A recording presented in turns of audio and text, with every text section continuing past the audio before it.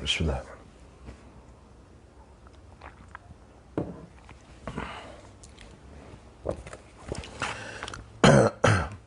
Assalamualaikum warahmatullahi wabarakatuh. Bismillahirrahmanirrahim. Alhamdulillahi rabbil alamin. Wassalatu wassalamu ala ashrafil anbiya'i wal mursalin wa ala alihi wa sahbihi ajma'in. Rabbi shrah li sadri wa yassir li amri wahlul 'uqdatam min lisani yafqahu qawli, amma ba'd. Alhamdulillah, segala puji dan syukur kita rafa'kan kehadrat Allah Subhanahu wa taala. Dengan limpah kurnia Allah Subhanahu wa taala, pada malam ni dapat kita bertemu sekali lagi.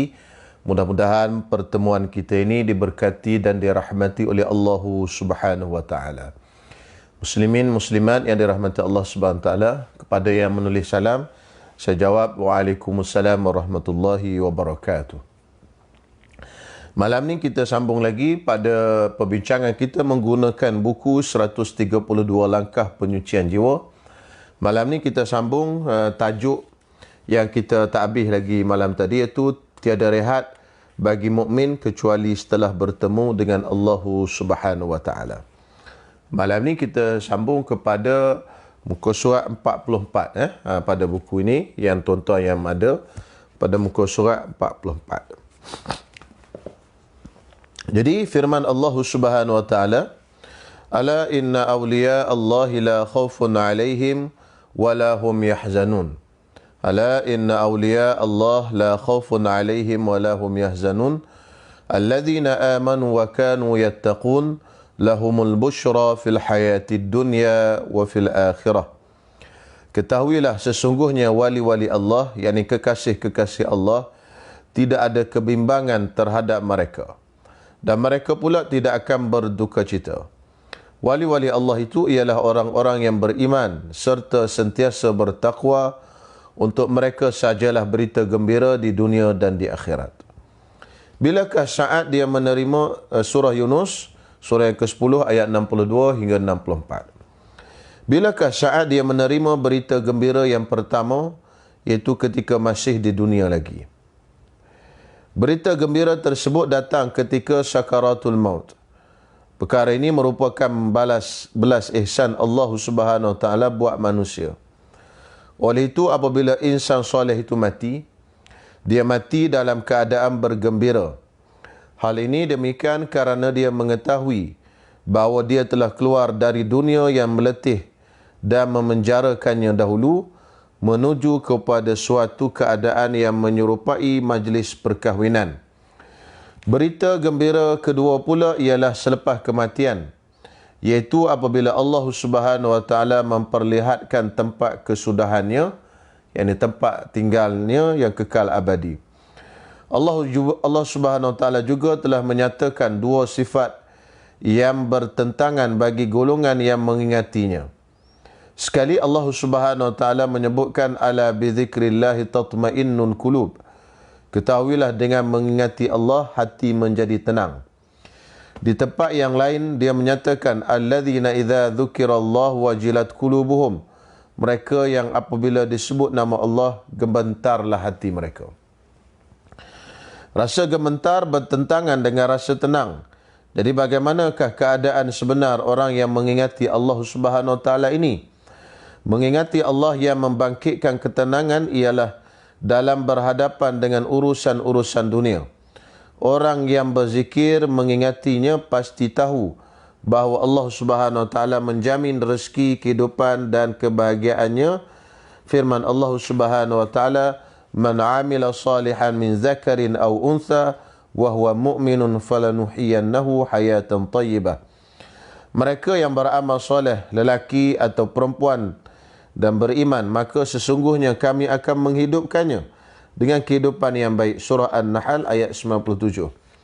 Walau bagaimanapun mengingati Allah pada masa yang sama akan membangkitkan dalam hati perasaan gemetar dan resah, iaitu ketika berhadapan dengan urusan-urusan akhirat.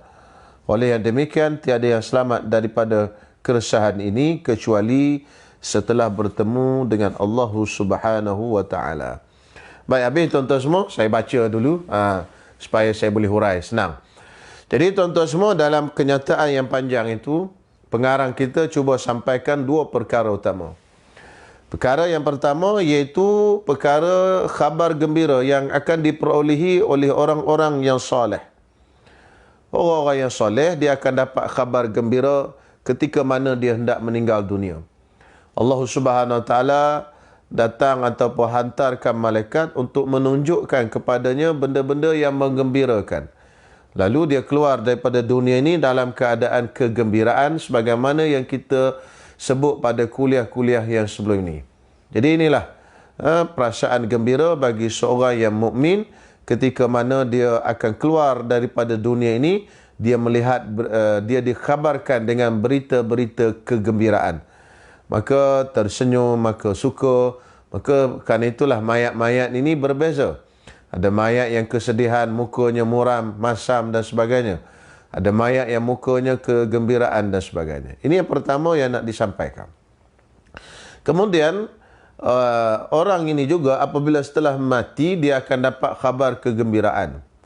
Antara khabar kegembiraan selepas mati ialah diperlihatkan kepadanya tentang tempat yang dia akan datang pada hari kiamat nanti. Iaitu Allah Ta'ala bentangkan di hadapannya syurga yang terbentang luas. Dia nampak syurganya depannya, maka gembiralah dia. Syurga tak masuk lagi kerana syurga akan dimasuki oleh orang-orang mukmin ini pada hari kiamat. Tetapi ketika mana manusia ini sedang berada di alam barzakh, di alam kubur, Allah Subhanahu Wa Taala telah bentangkan kepadanya syurga. Lalu dia tengok syurga itu gembira. Orang yang dah boleh masuk ke dalam syurga sebelum daripada berlaku kiamat ini, kata ulama, hanya satu golongan saja, iaitu golongan yang mati syahid. Macam mana orang mati syahid? Orang yang mati berperang di jalan Allah. Lalu bila dia mati, Allah Ta'ala kurniakan kepadanya darjah syahid. Bila dapat darjah syahid ni, kedudukan syahid ni, apa jadi? Allah Ta'ala bawa masuk roh dia ni ke dalam hawasil. Hawasil ni tembolok yang duduk di bawah burung ni, yang besar tu, dia panggil tembolok. Dia duduk di dalam hawasil tairin akhdar, di bawah dalam tembolok burung yang berwarna hijau. Burung ini akan berterbangan ke dalam syurga. Maka dia dah masuk ke dalam syurga sebelum daripada hari kiamat lagi. Siapa? Orang yang mati syahid. Sebab itu orang yang mati syahid ini Allah Ta'ala sebut dalam Quran, وَلَا تَحْسَبَنَّ الَّذِينَ قُتِلُوا فِي سَبِيلِ اللَّهِ أَمْوَاتًا بَلْ أَحْيَاءٌ عِنْدَ رَبِّهِمْ يُرْزَقُونَ. Jangan kamu menyangka bahawasanya orang-orang yang mati di jalan Allah, yang mati syahid, dia telah mati habis begitu. Sebenarnya mereka hidup di sisi Allah Ta'ala, diberi rezeki daripada Allah Subhanahu Wa Ta'ala. Jadi orang yang mati syahid, dan orang mati syahid ni boleh bagi syafaat kepada kaum keluarga dia seramai 70 orang di akhirat nanti. Orang yang mati syahid, dia boleh bagi pertolongan kepada kaum kerabat dia seramai 70 orang. Maka pada waktu itu, pada waktu orang mati syahid ni, dia duduk di akhirat nanti, dia akan carilah saudara mara dia. Dia akan bagi syafaat mana-mana saudara mara dia yang orang kata yang kena masuk ke dalam neraka dan sebagainya, dia akan bagi pertolongan. Tentu syafaat ni ada di akhirat. Banyak syafaat. Orang alim boleh bagi syafaat. Kalau kita duduk di dalam kampung bersama dengan orang alim boleh bagi syafaat kepada jiran-jirannya sebanyak 100 buah rumah jirannya, kiri, kanan, depan, belakang. Di akhirat besok-besok. Jadi diberi syafaat kepada jiran. Jadi kalau kita berada di dalam satu kampung, dalam kampung tu ada orang alim. Orang alim ni mati masuk ke dalam syurga. Maka orang alim ni boleh bagi syafaat untuk jiran dia. Syafaat untuk anak murid dia. Jadi dia banyaklah syafaat ni. Yang jiran, yang anak murid dan sebagainya. Yang jiran saja tu boleh bagi syafaat sebanyak 100 buah rumah. Keliling depan belakang. Sebab itu tuan-tuan semua, beruntung kalau kita boleh ada jiran orang-orang yang soleh. Sebab itu ada dalam pepatah Arab, dia kata al-jaru qabla ad-dar. Jiran sebelum daripada rumah. Maksudnya sebelum nak buat rumah, tengok jiran dulu. Nak beli rumah, tengok jiran dulu. Mungkin dululah tuan-tuan semua. Sekarang ni kita tak tahu jiran siapa, beli, masuk, tengoklah jiran kan. Tetapi ada pepatah macam tu, al-jaru qabla ad-dar. Al-jar qabla ad-dar, iaitu jiran dulu sebelum rumah. Okey, itu. Baik, insya-Allah selesai satu. Kemudian perkara yang kedua yang hendak disampaikan oleh pengarang dalam ayat yang panjang tu, iaitu tentang di dalam Quran Allah Ta'ala sebut tentang orang yang berzikir ni ada dua keadaan. Ala bi dzikrillah tatma'innul qulub. Ketahuilah dengan berzikir tenang hati. Satu keadaan lagi, alladzina idza dzukirallahu wajilat qulubuhum. Orang-orang yang disebut nama Allah maka gemetar hati mereka. Nampaknya macam ada pertembungan di antara dua ayat ni. Ayat yang pertama menceritakan tentang orang yang berzikir tenang hati. Ayat yang kedua menceritakan orang yang berzikir bila dia mengingati Allah, maka hati dia menjadi takut dan gemetar. Jadi seolah-olah bercanggah dua ayat ni. Jadi pengarang kita Syahid Dr. Muhammad Said Ramadan Al-Buti menceritakan sebenarnya tidak ada percanggahan di antara dua ayat ini. Jadi ayat ini sebenarnya menceritakan di dua situasi yang berbeza. Ayat yang pertama menceritakan tentang orang-orang yang berzikir tenang hati mereka, iaitu ketika mana mereka menghadapi ujian dunia ini. Jadi orang yang berzikir bila berhadapan dengan ujian dunia, masalah dunia, musibah dunia, kesengsaraan dunia, dia tenang, dia tak ada masalah. Ayat yang kedua pula menceritakan tentang bagaimana orang mukmin yang berzikir ini berhadapan dengan masalah akhirat. Jadi bila dia menyebut nama Allah, bila dia memikirkan tentang akhirat, maka takut dan gemetarlah hati. Kenapa? Kerana bimbang amalannya tidak diterima oleh Allah. Dosanya tidak diampun oleh Allah. Dosanya akan dihisap oleh Allah Subhanahu Wa Taala dan sebagainya. Jadi di dalam ayat dua ayat ini tidak ada percanggahan. Jadi orang yang berzikir ketika di dunia dalam berhadapan dengan masalah dunia, dia tidak ada masalah. InsyaAllah dia sentiasa tenang. Kenapa? Kerana dia ingat ini semuanya datang daripada Allah Subhanahu Wa Taala. Ketika berhadapan dengan masalah akhirat, ketika memikirkan tentang akhirat, maka jadi takut dan gementarlah. Takut-takut dia akan apa benda terjadi ataupun termasuk dalam golongan yang tidak diterima oleh Allah. Dan ulama kata sesiapa yang takutkan azab Allah, takutkan seksaan Allah, kebiasaannya dari segi adatnya dia akan selamat daripada seksa Allah. Sesiapa yang merasa dirinya selamat daripada seksaan Allah, merasa tenang dan rasa okey kan, maka kebiasaan orang ini akan tidak selamat daripada azab Allah. Kita telah dapat contoh, iaitu contoh siapa? Iblis. Ketika mana Iblis ni duduk dalam syurga bersama dengan para malaikat. Allah Subhanahu Wa Taala lantik Iblis ni menjadi ketua kepada malaikat. Dia bukan keturunan malaikat, dia bukan bangsa malaikat. Iblis ni dia adalah bangsa jin.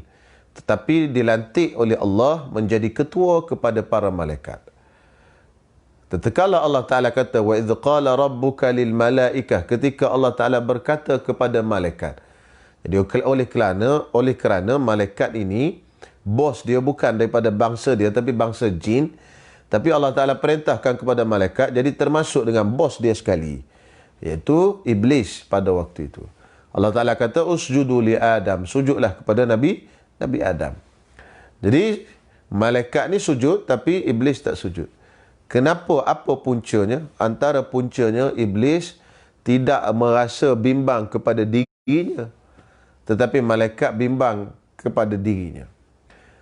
Diriwayatkan bahawasanya Iblis berjalan-jalan dalam syurga dan melihat ada tulisan dalam syurga itu memberi amaran seorang hamba Allah yang telah beribadat ribuan tahun, dia akhirnya mati di dalam keadaan kufur pada Allah. Iblis kata, bukan aku ni, takkan aku. Tapi para malaikat yang berjalan, yang melihat tulisan itu, mereka ketakutan, takut, bimbang. Diri mereka lah yang termasuk dalam yang disebut oleh Allah Ta'ala itu. Lalu akhirnya sudah menjadi lumrah, orang yang bimbangkan sesuatu dia tidak akan dapat benda itu. Jadi malaikat bimbang, takut-takut dia yang tergolong dalam golongan itu. Akhirnya malaikat selamat. Tetapi iblis, dia rasa sombong dan dia rasa bukan dia yang dimaksudkan oleh Allah Subhanahu Wa Taala itu. Akhirnya dialah yang sebenarnya yang dimaksudkan oleh Allah.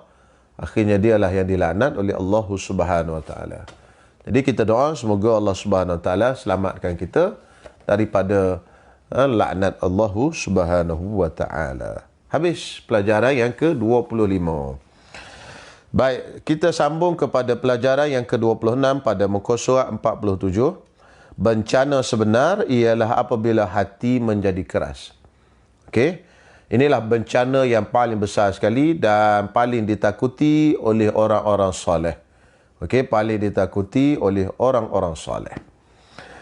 Jadi kata dia, terdapat pelbagai musibah dan bencana yang berlaku. Tetapi bencana paling besar yang menimpa seorang mukmin ialah lalai dan keras hati.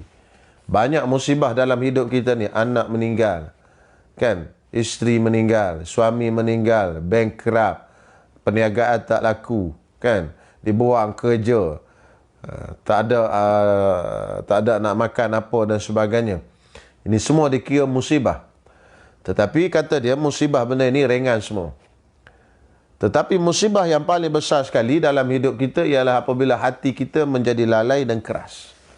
Sebab di akhirat besok-besok bila kita mati, kita tak bawa semua tu. Anak, isteri tak bawa, kaum keluarga kita tak bawa, harta kita tak bawa. Yang kita bawa berjumpa dengan Allah ialah hati yang sejahtera. Yang sebagaimana disebut dalam Quran, yauma la yanfa'u malun wala banun illa man atallaha biqalbin salim. Tidak memberi manfaat pada hari itu oleh anak dan juga harta yang banyak, melainkan orang yang datang bertemu dengan Allah Subhanahu Wa Taala biqalbin salim, dengan hati yang sejahtera. Manusia itu mengerti segala hakikat dengan hatinya, manakala akal hanyalah postman bagi hati. Jika hati menjadi keras, maka kata-kata yang ditujukan kepada akal tidak berguna lagi. Boleh jadi dia akan mengiyakan sebarang nasihat yang ditujukan. Namun jika hatinya langsung tidak mengambil cakna dengan kata-kata tersebut, maka hakikatnya ia seolah-olah tidak mendengar apa-apa. Oleh itu Allah Subhanahu Wa Taala berfirman, "Inna fi dzalika ladzikra liman kana lahu qalbun." Terjemahan, sesungguhnya keterangan-keterangan dan peristiwa-peristiwa yang tersebut itu tidak syak lagi mengandungi pengajaran bagi sesiapa yang mempunyai hati. Itu yang pentingnya, hati itu kena jaga. Kan? Ibarat tuan-tuan semua, kalau hati keras ni, ibarat macam tapak kaki kita lah. Kan? Kaki kita ni bila kita berjalan tempat-tempat yang keras, macam orang kampung kan, masuk bendang dan sebagainya, tapak kaki dia keras. Beza dengan kita orang yang di bandar ni, tuan-tuan yang duduk di bandar ni, tapak kaki ni lembut. Kan, pegang, picit. Kan, jadi kalau kena kuku pun mungkin boleh luka. Tapi kalau tapak kaki orang kampung yang kerja bendang dan sebagainya, keras tapak kaki dia. Dia pun jarang pakai slipper. Bagi orang yang kaki keras macam ni, kalau dia terpijak duri itu sakit, bukan dia sakit. Duri itu yang patah. Kaki dia tak ada apa, tak ada kisah apa kaki dia. Pasal apa? Pasal keras. Tapi tapak kaki orang-orang yang duduk di bandar ni, yang lembut ni, bila terpijak dengan duri terus merasa sakit. Kenapa beza antara tapak kaki orang yang lembut dengan orang yang keras? Kenapa orang tapak kaki keras dia tak rasa? Kerana tapak kaki dia dah keras. Kena duri pun tak rasa apa. Jadi ibarat macam itulah. Orang yang hati dah keras, diberi 1000 nasihat pun dia tak rasa apa. Cerita azab api neraka, neraka ni macam ni, dia tak rasa apa. Orang cerita, cuba tengok ni, akhir-akhir ni, hari-hari ada ulama yang meninggal. Bulan Ramadan saja di seluruh dunia ada 100 orang ulama besar yang meninggal. Ramainya ulama meninggal. Meninggalnya ulama ni sebagai tanda ilmu diangkat. Tak rasa bimbang ke? Dia relax, dia tak ada rasa apa. Kan, dia boleh enjoy, dia boleh makan, minum, berseronok dan sebagainya, dia tak ada rasa apa, tak ada terfikir apa pun. Tak ada terjentik pun hati dia. Jadi orang yang macam ni jadi bahaya tuan-tuan semua. Hati dia dah jadi keras. Diceritakan tentang azab api neraka. Neraka ni ada 7 lapis. Neraka yang paling panas ni api dia hitam kehitaman dan sebagainya. Dia tak ada rasa apa. Relax je kan.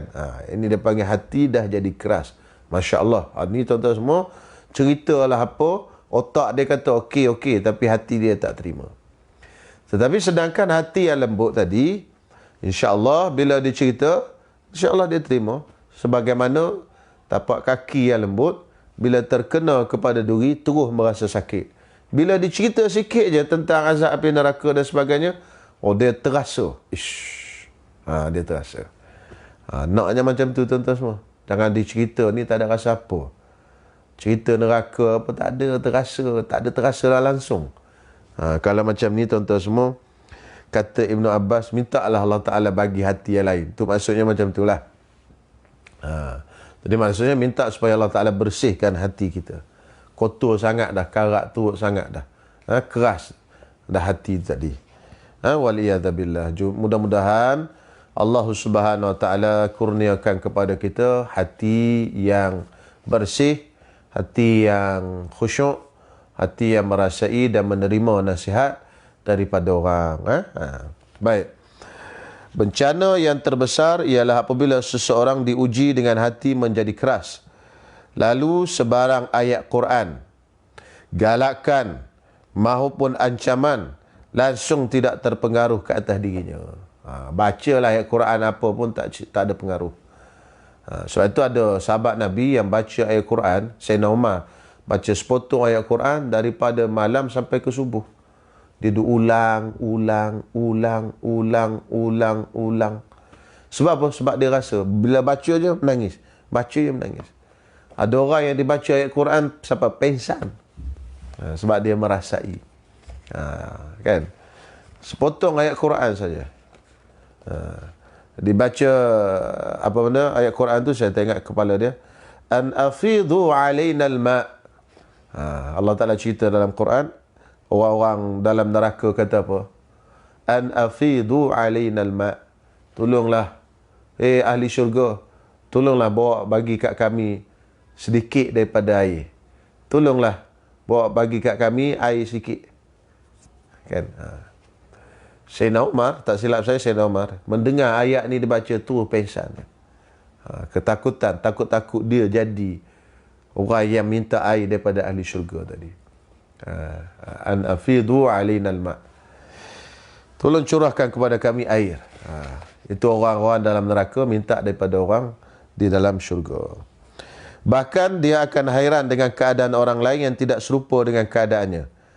Dia menyangka keadaan dirinya yang berpenyakit itu sebagai normal. Lalu dia menganggap bahawa orang lain yang mudah terkesan dengan nasihat sepatutnya mengikut perangainya. Jadi dia tengok, kalau dengar ceramah orang ni menangis ya, ni kata pakai hal lah orang ni menangis kerja. Sebab dia tak boleh menangis. Dia tengok orang bangun qiyamul lail malam boleh menangis. Dia tengok orang baca Quran boleh menangis. Dia rasa heran. Sakit ke orang ni asyik menangis je. Sebenarnya orang yang boleh menangis tu pasal hati dia lembut. Kan? Dia baca ayat Quran apa semua, dia terasa terkesan.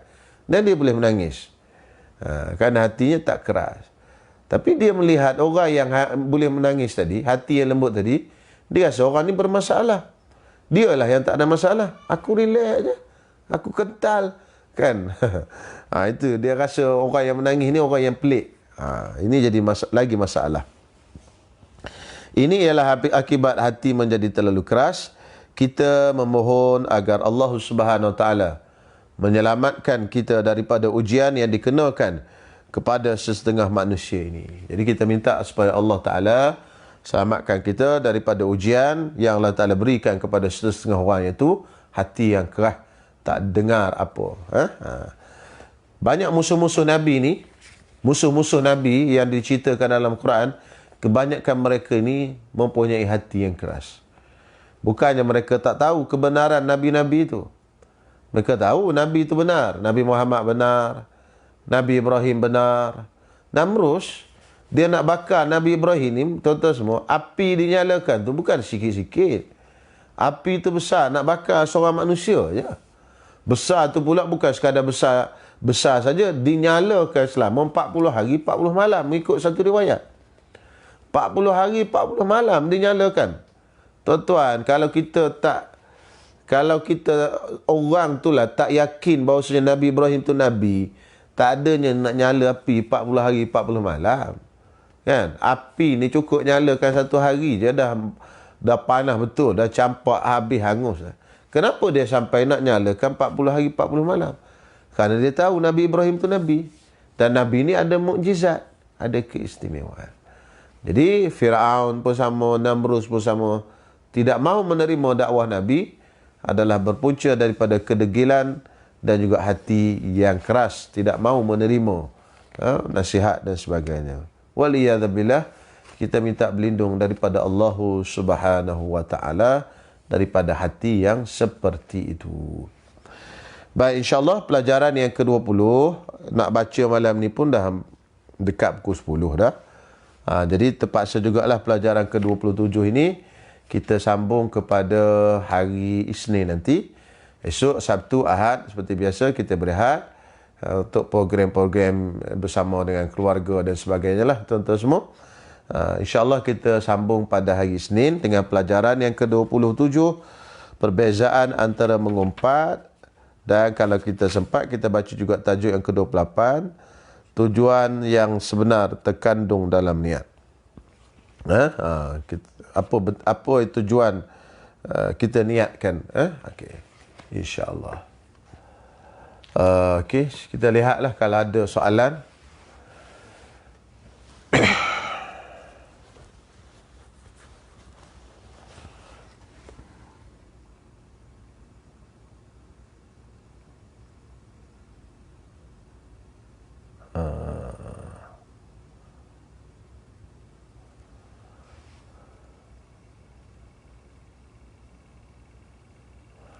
Banyak juga cerita di waktu sakaratul maut ni sangat payah.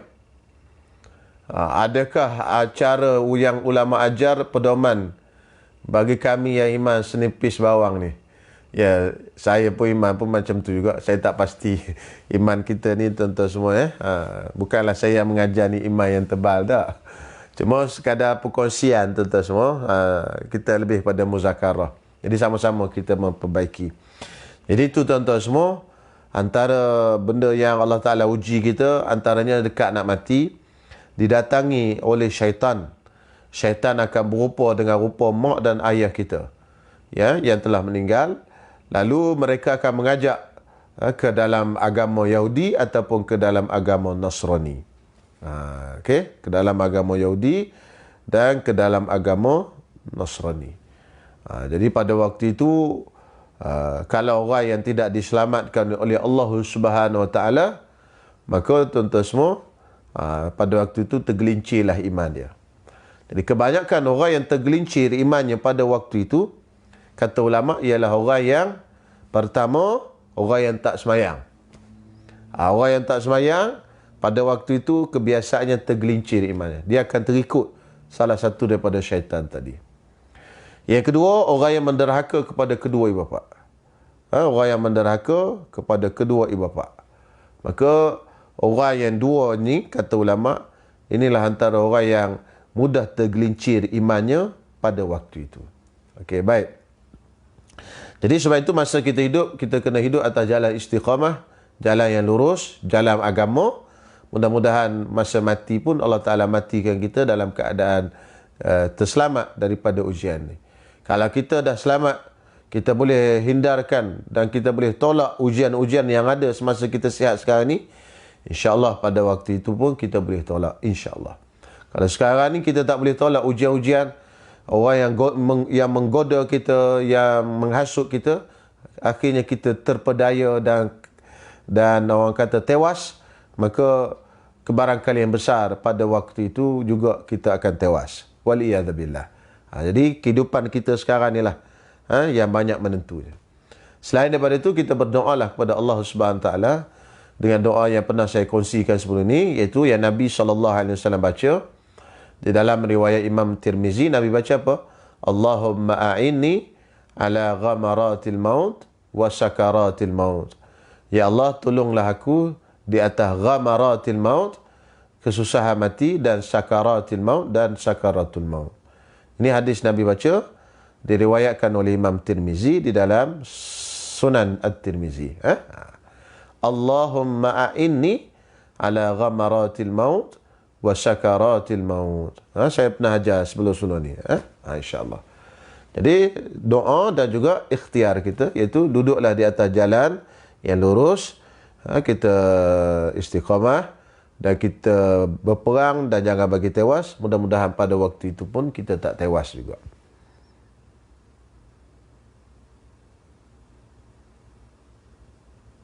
Hati yang keras ni adakah sama dengan nafsu ammaratu bisu? Ya, nafsu tu nafsu ammarah ini nafsu yang banyak menyuruh dengan keburukan. Nafsu ammaratum bisu, banyak menyuruh dengan keburukan. Itu nafsu. Nafsu ni dia ada dalam jiwa kita, dalam diri kita. Jadi nafsu ni tadi yang mengarahkan diri kita. Oleh kerana hati kita ni keras, oleh kerana hati kita ni tak boleh nak menolak arahan dia tu, permintaan dia dan sebagainya, maka kita terikutlah dengan permintaan dia. Jadi bisikan-bisikan tu yang memprosesnya hati. Jadi hati inilah anggota paling besar sekali, sebagaimana hadis Nabi SAW. Jadi bila diproses, ditolak. Hati yang bersih, hati yang baik, hati yang comel, kata Kelantan, dia tengok, dia masuk je, dia tolak. Dia tolak, dia tolak, dia tolak. Kenapa? Kerana bisikan daripada ammaratum bisu.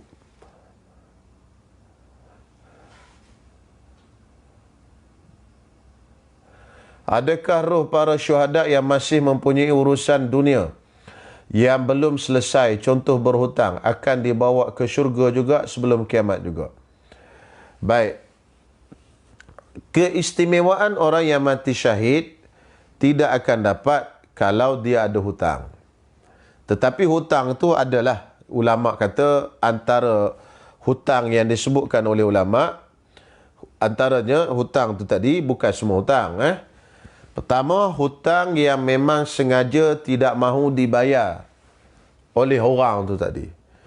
Contoh, si A ni dia berhutang dan dia ada duit untuk melunaskan hutang. Bila dia mati, anak-anak pula tak ambil duit itu tadi untuk lunaskan hutang dia. Semasa dia hidup, duit dia ada, dia tak bayar hutang. Dia saja melambat-lambatkan bayar hutang. Kemudian lepas dia meninggal, maka anak-anak dia pula tak ambil duit itu tadi untuk bayar hutang dia. Tak ambil duit pusaka tadi untuk bayar hutang dia, dia bagi pusaka semua di antara mereka. Maka hutang yang macam inilah yang akan ditanggung oleh orang yang berhutang tadi, walaupun orang yang mati syahid sekalipun, rohnya tergantung-gantung di antara langit dan bumi. Maksudnya dia tidak akan dapat lagi balasan sehinggalah diselesaikan hutangnya itu tadi. Sehinggalah diselesaikan hutang. Jadi hutang ni besar. Nabi SAW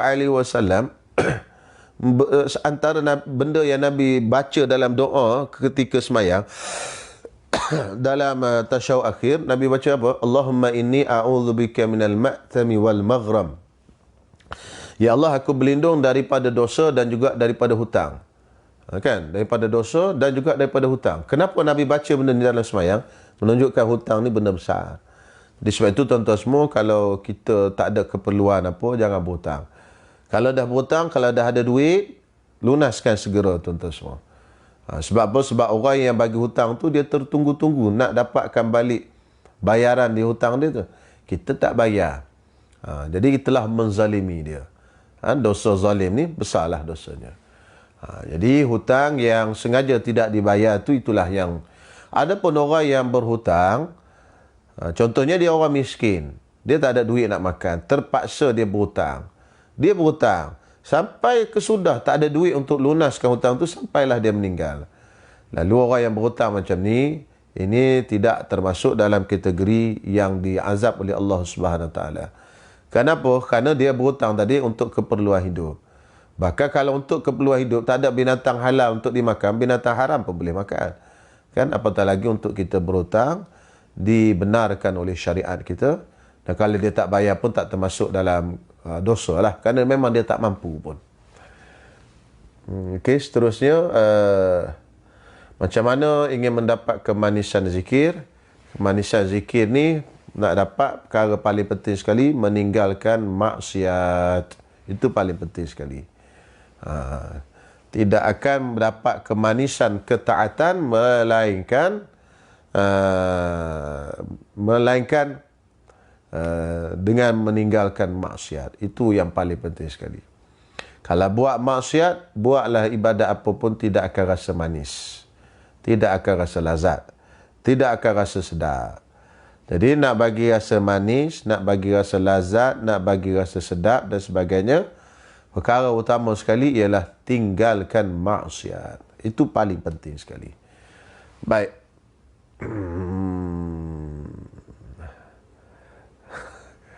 Okey. Kami perlukan syafaat Ustaz Allah. Mudah-mudahan saya pun dapat syafaat tuan-tuan semua. Kalau tak jumpa saya nanti, tuan-tuan carilah saya di dalam neraka ke kat mana ke. Kalau tak jumpa saya di syurga nanti. Baik, salam korban untuk arwah, mohon pencerahan. Begini tuan-tuan semua. Korban untuk orang yang dah mati, korban untuk orang yang dah mati, khilaf ulama. Saya cerita dulu dalam mazhab Syafi'i ya. Mazhab Syafi'i, seorang yang dah mati, jika dia tak berwasiat sebelum dia mati dulu, dia tak ada pesan, dia kata kalau aku meninggal nanti, kamu buat korban untuk aku. Okey, dia tak ada cakap macam tu. Maka orang yang macam ni kita tak boleh buat korban untuknya. Sebab apa? Sebab korban ni dia ibadat yang ada niat. Kaedah fiqh, mana-mana ibadat yang ada niat, kita nak buat untuk orang lain, kita kena buat macam mana? Kita kena minta izin dengan dia. Macam tu, itu kaedahnya. Jadi tuan-tuan nak buat ibadat korban, tuan-tuan kena minta izin dengan dia. Sama ada dia hidup. Dia hidup lagi pun kita nak buat korban. Contohlah, Haji Halim nak buat korban untuk saya. Jadi nak buat korban untuk ustaz, mesti kena minta izin pada saya supaya Haji Halim tu boleh niat. Sebab niat tu perlu diizinkan baru dia boleh niat. Jadi orang yang dah mati ni, dia tak ada, kalau dia tak berwasiat, bermakna dia tak ada memberi keizinan untuk niat. Jadi kita nak minta izin kat dia, di mana? Takkan kita nak minta di kubur. Kan? Pasal apa? Pasal dia dah meninggal. Maka mazhab kita Imam Syafi'i, kalau dia tak berwasiat, maka korbannya tidak sah. Kalau kita korban untuk si mati yang tak berwasiat macam tu, maka korbannya tidak jadi dan tidak sah. Ini mazhab kita Imam Asy-Syafi'i. Melainkan kalau dia wasiat tadi. Tetapi dalam mazhab Hanafi, sah korban untuk orang mati, sama ada dia wasiat atau tak wasiat. Itu. Jadi mazhab Hanafi boleh buat untuk orang mati, sama ada dia meninggalkan wasiat atau tak. Sama ada dia kata kalau abah mati nanti, kau buat korban dengan duit abah ni, kau buat korban kan, seekor setahun ke apa. Kalau dia pesan macam tu, bolehlah. Kan? Dalam mazhab Syafi'i. Tapi kalau mazhab Hanafi, tak pesan ke, boleh buat belaka. Jadi kebanyakan kita hari ini, yang buat korban untuk arwah yang dah meninggal, dan arwah tu tadi tak pesan pun, tak wasiat pun supaya buat untuk dia, maknanya kita ikut mazhab Hanafi lah. Kalau ikut mazhab Syafi'i yang sebenarnya, tidak sah korban untuk si mati. Habis tu nak buat juga, buatlah amal ibadat lain tuan-tuan, sedekah, wakaf boleh, korban je tak boleh. Banyak lagi ibadat yang lain kita boleh buat untuk si mati. Tuan-tuan beli kereta, wakafkan ke masjid, beli rumah, wakafkan untuk buat tahfiz dan sebagainya. Banyak lagi boleh buat, cuma korban ni je. Korban tak boleh, wakaf boleh. Tu. Tapi benda ni khilaf lah. Kalau ada orang buat pun tak ada masalah. Cuma kena faham, kalau buat tu, saya ikut mazhab Hanafi, okey, insyaAllah. Jadi semua amal ibadat kita ni, bila kita nak buat, biarlah kita tahu sah ke tak sah. Siapa yang kata sah, siapa yang kata tak sah. Okey, itu insyaAllah. Kemudian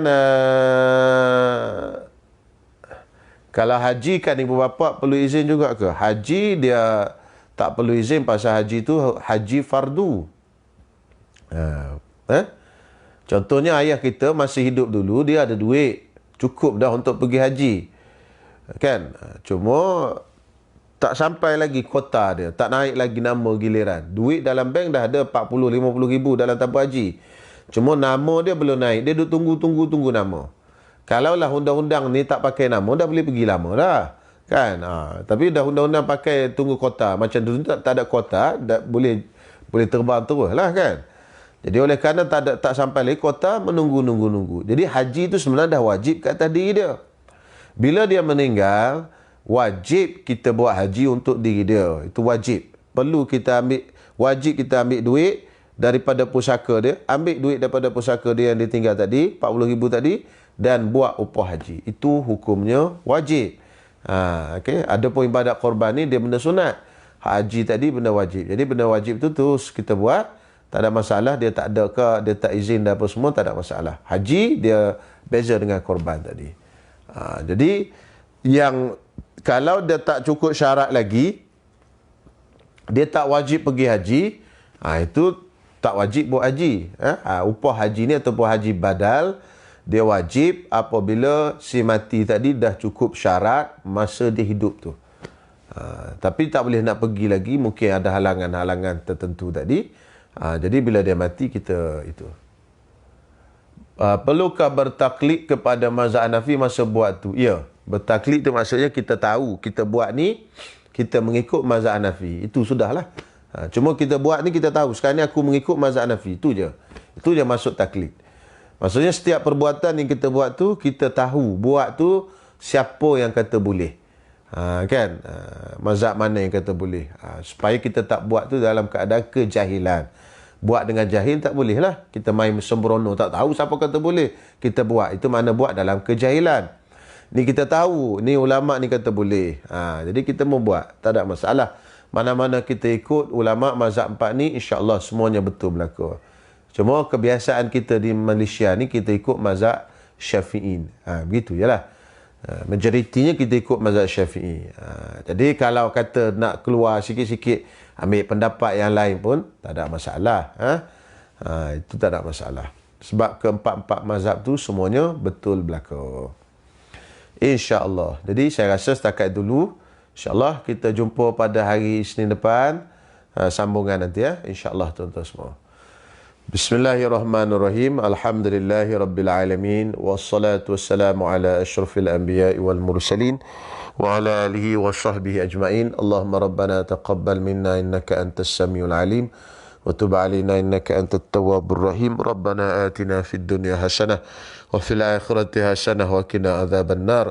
Wa sallallahu ala sayyidina Muhammadin wa ala alihi wa sahbihi wasallam. Walhamdulillahi Rabbil Alamin.